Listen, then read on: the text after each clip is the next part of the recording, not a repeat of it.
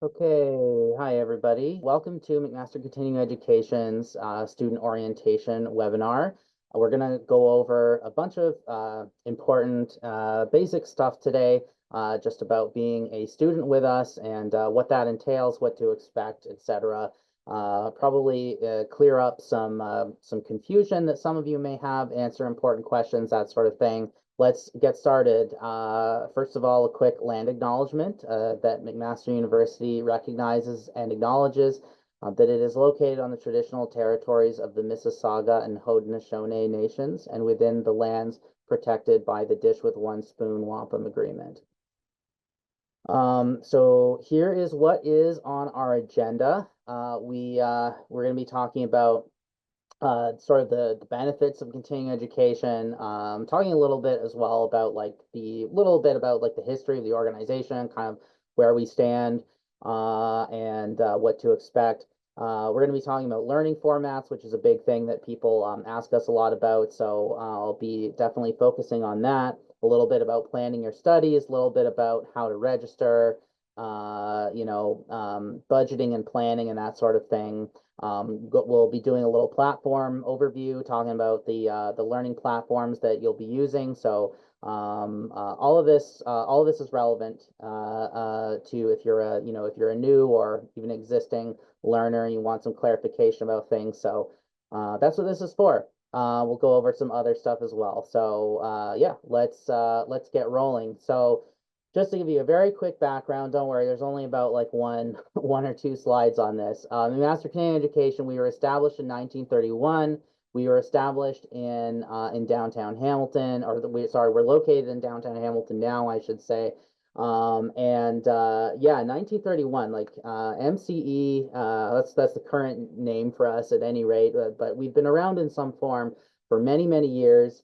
And we kind of have this organization kind of has a legacy of being this low barrier to entry provider of high quality education for everyone. So whereas a traditional university program is maybe a little bit tougher to break into, we have always been this part of McMaster has always been this way to just sort of get in and get some high quality education without having to jump through too many hoops or really check that many boxes. So even to this day, a lot of people are very surprised because they write to us and say like, wait, it looks like I can just register for a program and I don't have to show you my transcript. I don't have to do anything. And we're always telling people, yeah, that's right. You don't have to do for the vast majority of what we offer, you don't have to show us anything really. You just pay for the course if you want to take it. And if you take enough courses, you can get a certificate, you can get a diploma, like whatever the case may be. So that's pretty much the historical role that we have played and what we're still playing today. Um, so yeah, so these are some of the benefits of taking courses with us. You're looking for to upgrade your skills. So lots of students that take courses with us are some of them are like they finished high school and then they never did any more education after that. But then it goes all the way up to people who have PhDs and they're coming back and they're taking our courses because maybe our course is recognized by a professional body, like a licensing body, and they are looking to get accredited for that. So it really runs the gamut. Like our students come from all walks of life. We're going to be talking about this more later, but all of our courses are online as well. They are 100% online. There's nothing that is offered under McMaster Continuing Education that has any in-person component. So you can take any of our courses from anywhere, be on the other side of the world, and still participate fully. It doesn't matter. Okay. But I'm gonna sort of get into more of that soon. So basically, what we're offering here is flexible and online courses, high quality education. Our instructors are experts in their fields, and we try to put in give as much flexibility as possible in terms of offering courses at multiple times per year. And for some courses, we have various learning formats for them as well. So there's a lot of flexibility, at least compared to a lot of other learning options out there. Um, and uh, and very much designed to fit busy working schedule. Let's talk about planning your studies. So this one, the way I prefer to sort of present this information is I just tell people that look, um, most of our courses they're expected to require like 6 to 8 hours of work per week on average. That's per course, okay? So that is the case for most courses, especially most of our academic courses. There's some courses that are like a little bit more intensive. So like I would say maybe accounting courses, maybe applied clinical research courses, maybe health informatics courses. Some of these courses that we offer are, and also everybody is different, right? So it's hard to sort of give an average, but that is what we generally expect about 6 to 8 hours. And for the more intensive courses, maybe like 8 to 10 hours a week. So like accounting, applied clinical research, that sort of thing, especially for like the higher level courses in that. And then, extrapolating from that, obviously you can figure out for yourself what makes sense for you, right? So if you're working full time, you're pretty busy, maybe you've got a family and stuff as well, like, obviously just take these things into account. And when you're looking at how many courses you're going to take, and also, we often recommend to people, maybe if you're not sure, if you're really not sure, like how long things are going to take you, and how much time you can commit, like just start with one. Just start with one, and then if you could have handled more, well, not the end of the world. You can take more in your next term, right? So better safe than sorry, right? We would rather see people be successful and take, one course and then say, I'm gonna come back for more, rather than overloading themselves and going like, oh, going back to school isn't for me or something, right? So, but yeah, something you can do to also help yourself with that is visit our website to explore program requirements, learning formats, schedules, and so on. You can also find course outlines on our website, which we highly recommend that you look at, because you can see exactly what's going to be involved. Like, okay, it's going to involve this many quizzes, it's going to involve this many discussions and stuff like that, and you can get an idea of what it's going to entail, right? So moving on from that, we're going to go over this very important slide now, which is talking about our learning formats. And this is probably one of the things that we get the most questions about. So every course that you look at on our website is labeled with one of these things, okay? It's going to be virtual classroom, online, or online self-study. Most courses we offer are actually in the online format. This is the most plentiful format. This is the most common format that our courses are offered in. But I'm going to start by talking about virtual classroom, because it's kind of a spectrum. So you can kind of think of it as, on the left here, virtual classroom is like the most interactive. It is the most kind of the most guided, and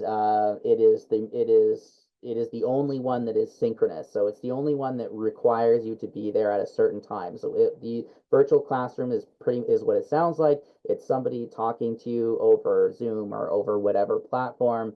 And they're going to be, doing live lectures. There's going to be class interaction, questions, live questions, stuff like that, right? But those do require you, those are going to, when you click on them and you look into it, you're going to see like a specific schedule. So it's going to say something like, we meet Wednesdays from 6:30 to 9:30 in the evening, and you gotta be there at those times. We always now, there are recordings of these classes that get posted afterwards. People ask us that a lot. So if you're wondering that, yes, there are recordings. But we do not recommend just relying on the recording, because a lot of the times there is a graded participatory element during the lecture times. So you're going to be missing out at least on that. On top of that, the uploads of there may be a lecture, and then there may be like a quiz scheduled shortly after. And the video upload isn't necessarily going to get up there in as much time as you would want to study for the quiz and stuff like that. So it's really more, the recordings are really more of they're more of like an emergency, backup, right? And for studying purposes, right? For you to review, but you shouldn't be relying on that as the main way of interfacing with virtual classroom courses, okay? So that's virtual classroom. Now online is, again, I said this is our most plentiful one. So most courses we offer, you're just going to see they say online, and this is what it's referring to. These are asynchronous classes. Sorry, not classes, I guess, but courses, right?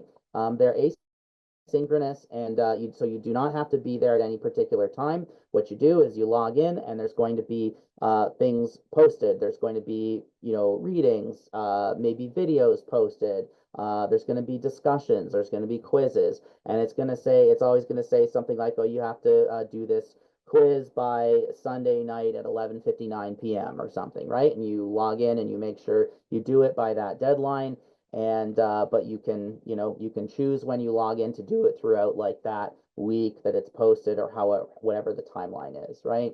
And but there are a lot of people.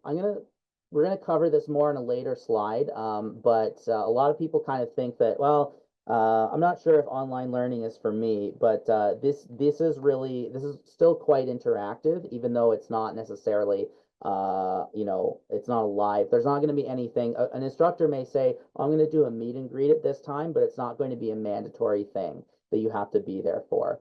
The only other possible synchronous element might be that maybe some courses have a group project, and so you'll have to arrange with your group members to meet virtually at at an agreed upon time, right?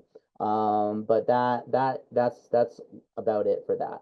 Now, online self-study is very similar to online, but it's even more flexible. So online self-study courses, they tend to have a long runtime. They're like 5, 6 months usually, in that neighborhood for the total runtime. And basically, you can stretch it out over that much time if you want to, or you can typically finish them in a shorter amount of time. And usually the max is like 2 months. So for we offer all of our accounting courses in both virtual classroom and online self-study, for one example. And for accounting courses, you can finish them in 2 months because that's the earliest they allow you to write the final exam, rather than like the whole long duration. So basically, you can.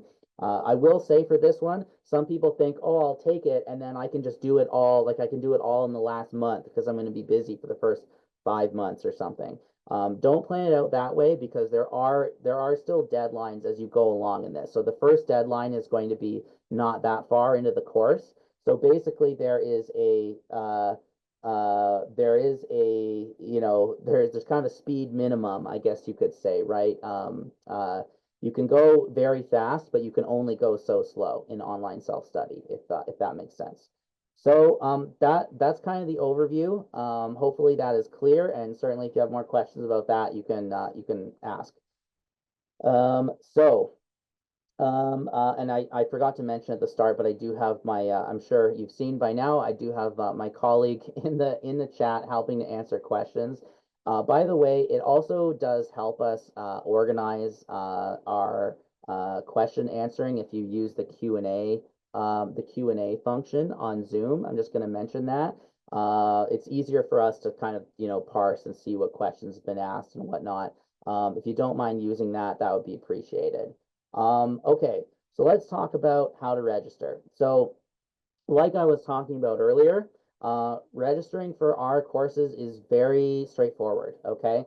For most of them at least. We have two programs in all our offerings right now that require an application. So you have to, like a lot of people imagine, you have to apply and you have to be accepted for those programs. But that's just two programs, okay? And everything else we offer has open enrollment. So the likelihood is if you're looking at something, it probably has open enrollment. If you don't see anything about an application, it doesn't have one. Now, if you click around and you find this registration requirements, you're going to find this information. And just to clarify what this is talking about, the Ontario Secondary School Diploma, I'm just gonna lay it out plainly, okay? You can have a high school education from anywhere. If you never finished high school, that's okay. Mature student is just somebody who's been out of school for a little while, and maybe has some work experience or some life experience or whatever. So you can still qualify as a mature student. And even if you don't fit in that very inclusive, very wide-ranging category, then you could still we would still look at exceptions to that. But also an important thing to note is that we don't have applications. We don't have an application process. We don't actually check this stuff. We have to say this stuff kind of for like, for policy reasons. But the truth of the matter is that people are just coming on and buying courses, and we don't know who you are. We don't know where you come from, what your background is, etc. You can just buy our courses, and you are welcome to come in. And basically, what we're trying to tell you here, especially with the English language proficiency thing, is just that this is kind of what's expected of students, right? Like you should have like a kind of a probably a high school education or better to be able to get by in our courses, and you should have strong English skills, right? But yeah, that's basically what the expectation is. If you have concerns about your English proficiency level and you're thinking, I'm not sure if my English is good enough, well, there is a page on the McMaster, on the main McMaster website. If you just Google McMaster University English Proficiency, and the first result is going to be a page that lists some different test scores for English proficiency, like IELTS and things like that. And you can just sort of check those scores and see like if that matches your level, good to go. But that's all you really need to know in regards to like qualifications. Now, I will quickly mention that there are some courses that we offer that are a little bit more advanced, and they do expect you to know something. Those courses all say so, right? So some courses will say you should have taken this course that we offer first. And some programs will mention the program description, like this is kind of like a good example is like data science or big data architecture. Those are programs, and we mention in the description of them that these are kind of an intermediate or kind of advanced level of courses, and you do require some background knowledge to jump into them. So any case where there's like things you need to know, we tell you that, okay? And if it doesn't say anything about you needing to know stuff in the background, then you can assume that you're good to enroll, okay? One of the top questions we get is, can I get OSAP for this? Can I use OSAP to pay for my studies? Well, no, you can't pay for OSAP, and that's just because of a policy that we have, of an agreement with McMaster that we have, of not being able to accept any provincial funding from Ontario or any other Canadian province or territory. But there are these other funding options available. So I'm not going to go over these in like too much detail, but I'll just do a quick sort of run through and say that the when you go to the website, and I'm actually going to tab out of my presentation here and show you the web page that I'm talking about. So if you're on our main website and you go to support services, and then you scroll down and you find this tile here, financial support and assistance. This is the page where you'll find, and here's the URL if you prefer that, continuing.mcmaster.ca/support-services financial support and assistance with hyphens, okay? Or you can just navigate like I showed you on our website. But this is the page where you find that, and I'm going to be talking about the things that are on this page in more detail back in my slideshow, but I'm just telling you how to get there. So the first one that's mentioned here is this MAPS bursary and McMaster Continuing Education Award. You only have to don't worry about the part-time thing. Don't worry if you're not whether you're taking a full-time or part-time schedule. That's for McMaster University students. The thing that applies to you if you're a McMaster Continuing Education student is this second part here, that's called the McMaster Continuing Education Award. Now, this is only for academic credit courses. which many of our offerings are. Like anything that's a diploma, anything that is a certificate, anything that is a certificate of professional learning for that matter, is an academic credit course. And you can recognize an academic credit course because it has a little yellow label on it that says 3.0 units. That's what that means. It's equivalent to an undergraduate, like an undergraduate degree course, like a typical 12-week course. Okay, so any course that is academic is eligible, potentially eligible for this this award. And we often point people to this one because it has the most similarity to OSAP in terms of like the eligibility requirements for you. So I often direct people to that one first when they ask me about OSAP. So that's definitely something that you should check out. And there's also Canadian and Ontario government funded programs such as Better Jobs Ontario, the Canada Ontario Jobs Grant, etc. And these programs are, so for these ones, you have to be working with an Employment Ontario service provider. And you got to talk to them about, and these ones are exclusive to Ontario. Although I'm sure there's equivalents in other provinces that you could check on, you know, with if they would pay for our programs, it's possible. But the Better Jobs Ontario one is one that we're doing a lot of. We're getting an increasing number of students using that program these days. And that is something that you may be eligible for if you've been laid off, if you were working in an industry that was severely impacted by the pandemic, things like that. And so that's something you can look into. That's on a Ontario government website. You can read if you just Google Better Jobs Ontario, you can research that one. The Canada Ontario Job Grant is one that usually the employer kind of sets that up, but you can always tell your employer about it and then kind of like, you know, arrange it that way. So I'll move on to windmill microlending, and that one is focusing on like skilled immigrants who come over and they don't have the, you know, the requirements to, you know, practice their profession here. So that's something that you may find you can apply to if that's your situation. And we also encourage people to ask their employers about tuition assistance. I mean, some employers out there certainly will pay for education for their employees, especially if it ties back to, you know, your role or a role that you're trying to grow into, etc. And then, of course, we just mentioned like financial institution getting like loans of credit. You could also lines of credit. Sorry, you can also get RESP, like RESP. Accounts can also pay for this as well. So so yeah, there's lots of things that you can look into. And certainly there's more beyond this as well. These are the kind of the ones that we're the most familiar with and that we deal with the most often. So but look around because there are lots of avenues out there that are looking to fund education and training because obviously it's important, right?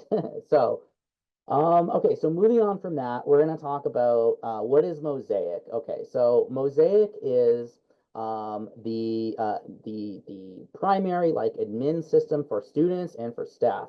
We also use this for like staff stuff.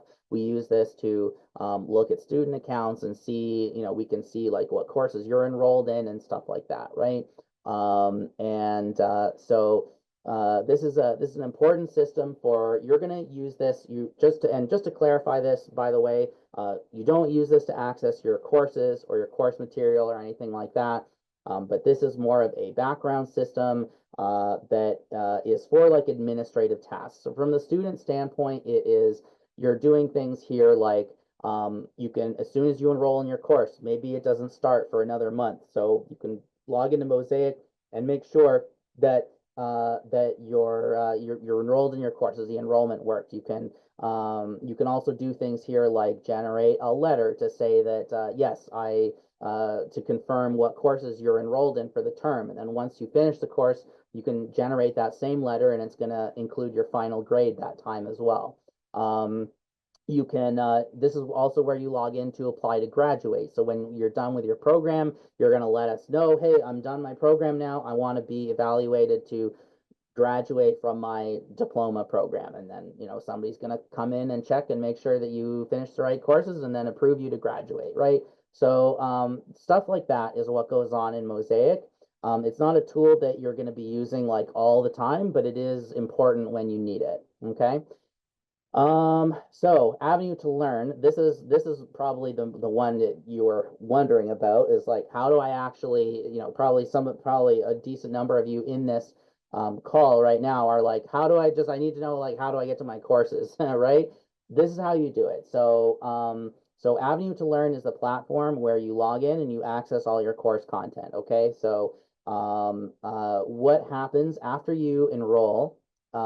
It may take an hour or plus, or a little more after you pay for courses. You're gonna get some emails. If you don't see the emails in your main inbox, then check your junk mail, because sometimes they get routed there. But one of these emails that you get is going to provide a few account credentials beyond what you've already received.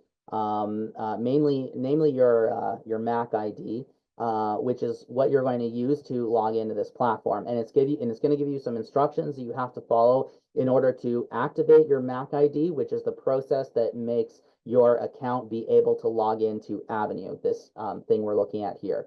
So so the way that's going to work is you follow those instructions, you activate your Mac ID, then you go over to Avenue to Learn and you can log in using your Mac ID. I want to mention that for logging into this platform, the username is your full username, right? So let's say your name is John Smith. Okay, your McMaster email then might be jsmith11 or something like that. So to log into Avenue to Learn, John Smith would use jsmith11@mcmaster.ca as the username, and then the password is the same for all platforms. So he would put in his password and he would get in. If he was going back to Mosaic for a second, if he was logging into Mosaic, he would just put in jsmith11 and no @mcmaster.ca and the same password. Okay, so that is what hopefully that informs folks here what these platforms are for and how to access them. Okay. Now, I also want to mention that if you're logging into this and you're going, oh, I don't see my course. Well, if it doesn't start until September 8th, that's because the courses don't show up in Avenue to Learn before their start date. Again, that's what Mosaic is for, right? If you just want to make sure, I just want to make sure I'm in the course, that's understandable. Log into Mosaic, you can check it there. Course content shows up in Avenue to Learn once the course starts. Oh, and also, it goes away after the course ends, by the way. This is something that some people don't catch on to. Yeah, after from 2 weeks after your course ends, the course content could be taken down. Now, this is something that our staff kind of do when they have time. So it might be longer than that. It might be quite a bit longer than that in some cases. But just be aware that anytime after 2 weeks after the course closes, it's liable to disappear, the course content. So save local copies of anything you want to keep, anything you want to study for future exams, etc. Okay. So let's run through some quick online learning tips and myths. So I'm going to go down the tips side first here. So one good thing to do is explore Avenue to Learn a little bit before your courses even start. Like I said, your course content isn't going to be there until the start date. It's always a good idea to just sort of poke around, what is there and kind of get a feel for how it's set up and how it works. And also, it's just a good idea to make sure that you can log into Avenue to Learn, that your Mac ID has been activated properly. And it also takes about like 12 to 24 hours for Avenue to sync to Mosaic after the first time you log into Avenue. So it's a good idea to do it before the first day of class so that you don't face any delay in being able to access your course material. Okay. We also recommend that people review course outlines and schedules. So yeah, just look at the material that is available ahead of time and know what you're getting into. Start planning your time, etc. And carrying on from that, plan your time management approach, and I'm going to loop that into set up your dedicated study space. As people who work from home, I can tell you that having a dedicated study space is key, I think. Obviously, that's not something that everybody has the luxury to be able to set up. It's easier said than done for sure. But if feasible, it's something that I highly recommend because it's just having a space where you only work just can really help you like keep take your work seriously, right? Take your studies seriously. Be doing what you got to do and not try to be away from distractions or other things. Just try to do what you can to set yourself up for success, right? If you are kind of like sitting in a quiet, like dedicated workspace, as opposed to sort of, I don't know, like lying in bed, like next to your spouse who's watching Netflix, it's going to be a lot easier. It's going to be a lot easier for you to be successful in your course in situation number one than situation number two, right? So that's just one of the best tips I think we can offer. And lastly, we'll just mention, yeah, review online etiquette and best practices. Some people are kind of intimidated by joining an online class because they're like, I've never done that before and I don't really know what to expect. And really what we there's not it all is pretty common sense, to be honest with you. But this bullet point is basically just referring to, be respectful and like try to be considerate of others. When you're in a Zoom call, try to be, make sure that you're muted while, other people are speaking so that you're not coughing and interrupting everybody or having a like side conversation with your family, with your child, things like that, right? And that's a good thing to keep in mind for your own, for your own privacy and stuff as well, right? Um, just to quickly bust some online learning myths here. A lot of people are afraid that I won't have any support online, or I'm going to wrap this into the quality of online courses isn't the same as in-person courses. Look, I think online courses, they kind of had a little run of sort of bad press when during the pandemic, right? Because a lot of courses just kind of emergency transition to online, right? And they were courses that were set up to be done in person, and then they had to quickly pivot to be online, and it just wasn't like maybe the quality wasn't there, right? Whether you're talking about, despite people trying their best, obviously, right? But I think people kind of got that impression of online courses from like kind of that era that we were in. Well, it is definitely true that we pivoted some of many of our courses to be online as well during the pandemic. However, we were also doing a large portion of our courses online before the pandemic, anyways. And the point is that we have been doing online courses for a long time, and our courses are now designed from the ground up to be online in the first place. So this is not a situation where you're taking something that just had to be quickly adapted and and had to be done in a rush job to convert it to be online. These are designed like this from the ground up, and we know what we're doing in the online space. We've been doing it for many, many years now. And our instructors, have the whole plan laid out for how they're going to like make this engaging. And also just speaking to the support piece of that, all the instructors have times that they're going to set up, whether that's going to be office hours or whether they're going to email you. It may be a little bit different per instructor, but it's definitely part of the instructor's role to be reasonably available to help students, to support, to answer questions, to have office hours to discuss things. You can also ask them for advice. These are all professionals in the field that they're teaching in, so they are a phenomenal resource that you can ask for like career tips, like do you know anybody that you can refer me to for getting a job in this field, all that kind of stuff. I mean, obviously we can't guarantee things for everybody, right? But the point is that they're a great resource, and more often than not, I think they're actually underutilized in this way. So keep that in mind. You have you have access to this expert in the field, whose job is to help you. So that is a really good thing, and it's not at all true that you won't have support.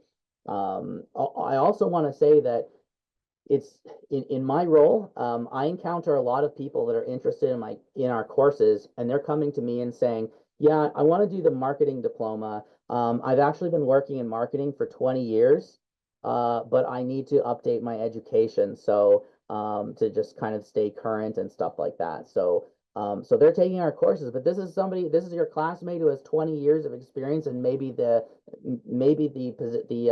industry that you're trying to break into. So interact with your classmates as well, because they can also be valuable. You never know, right? And so talking about networking, I will not have a chance to network with my peers. And I'm just gonna summarize this one as, yeah, look, I mean, is online learning exactly the same as going to a classroom? No, obviously not, right? It's not, and for some people out there, yeah, it's not a good fit for them. That's fair enough, right? But what we notice is that there's a lot of people who come in and say, I'm not so sure about the online learning thing. Like, I'm not sure if that's for me. And then they try it and they're like, oh, you know what? It was actually a lot more up my street than I thought it was going to be, right? It's there's more interaction than I thought. There's more support than I thought. It's really what you make of it, right? There may not be a you may not be specifically directed in every given course. You're not going to be directed to necessarily network with your peers. But if you take the opportunity to reach out to them, maybe there's a class discussion and somebody is mentioning their experience and they're mentioning their 20-year career in this thing that you're studying, there's nothing stopping you from reaching out to those people and ask for their contact info, ask if they can talk more, whatever the case may be, right? It's really the opportunity, is really kind of what you make of it, in many ways. So yeah, hopefully that kind of clears up some of the misunderstandings about what this is. So um, just quickly here, we're going to talk about career development resources real quick. Some of the spaces that we recommend are Employment Ontario Service Centers, which they have these in pretty much every like municipality or region, somewhere hopefully not too far away from you. And they have similar things in other provinces as well. The Immigrants Working Center is one that is, definitely local to Hamilton. They have some other locations in Ontario as well. But they are great for helping people find work who are new immigrants, and they're not Canadian citizens and are not permanent residents either. So that's kind of like what their niche is. If that applies to you, and you're looking for work, maybe look into them. And There's also small business centers, and we have some more career resources that are listed at that URL that's listed right there. Like we talked about for networking and job opportunities, as I was just saying, networking with your instructors and peers is like the #1 thing that we recommend. There's also some ministry funded programs like the ADAPT program. There's Devant as well, which is something you can look up on our website. And then I'm going to touch for a moment on the Ripen remote internship program. So this is something that comes up once in a while. Emails get sent out to students that are taking programs that are eligible for this. And this is basically a third party that we partner with who will set up internships with various employers who are looking for skills that are connected to the programs that we're offering. So it's not all programs. It's not, and it may be different from sort of one term to the next or one year to the next. Kind of what is being offered. It kind of just depends on what opportunities Ripen is able to dig up. But basically, just look out for emails. If this is coming along and the program you're taking is eligible for it, you will probably get some marketing about that. So just something to keep an eye out for if you're looking for internships, which a lot of people are. That might be a possibility that comes up for you. Yeah, just some quick mental health resources. If you visit our website, this URL that's on the screen here, you'll find links to all of these things that are listed. So there's different community resources to help with these various in these various areas. So just basically we're just letting you know we have we have a good library of support resources of this type and of the previous type of employment type things. So just visit our support services page to get links to more of this kind of thing if this is something you're looking for. Okay, now I also want to mention that we do offer writing services. So writing services can be accessed on main campus, and continuing education students are eligible for this. So you can get this. And this is something that you can reach out your inquiries to this email that's on the screen there down at the in the left tile there, writing@mcmaster.ca. And these folks will provide not just like technical writing support in terms of like, oh, you should change this word to this or change the phrasing or whatever, but they can kind of help you with kind of bigger picture stuff as well. Like, well, would this be better as, would this maybe be better as like a in-person conversation than as a letter? Would this be, I don't know. They can help you kind of suss out like kind of bigger picture questions about, the work, or maybe you sort of change the whole, maybe you want to change the whole direction of what it is that you're trying to do. They can kind of provide that human insight. Really what I'm trying to get at here is this is the value that you can still get from a human reviewing your work and sort of like in an unbiased way, standing back and looking at what it is that you're doing and evaluating it, that say like an AI can't really do, right? This is why I advocate for this, and I think that it's something that you should definitely take advantage of.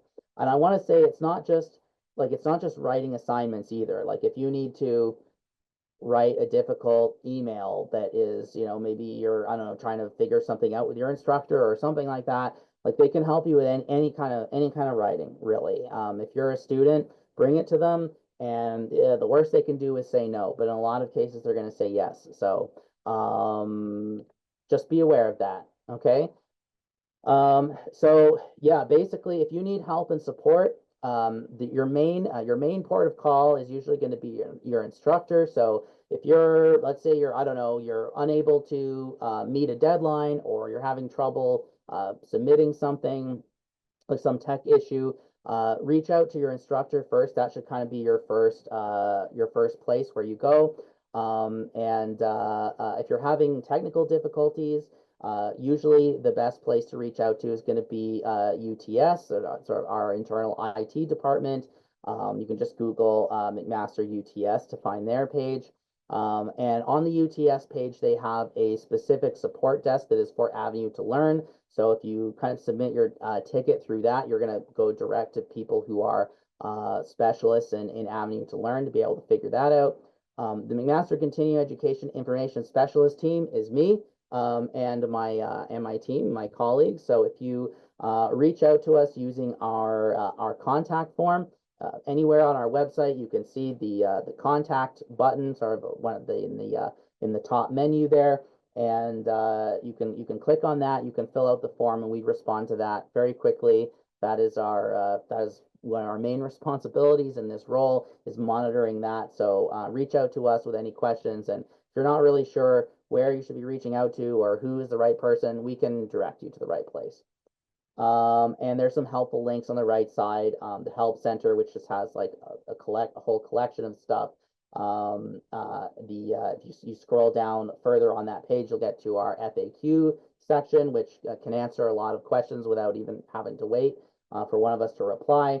And the student journey URL there is a very important one that gets sent out in one of those emails that I mentioned, that kind of lays out the whole process, and gives you the link to further go towards activating your Mac ID and so on. So definitely check that one out if you are still a little bit unsure or lost about the registration process. So I'm going to wrap up. Thank you, everybody, for joining today. I'm going to wrap this up. If you have any lingering questions that we didn't get to, please reach out using our contact form. We're going to wrap up the presentation now, but thanks again for coming. I hope everybody has a wonderful rest of the day. Take care.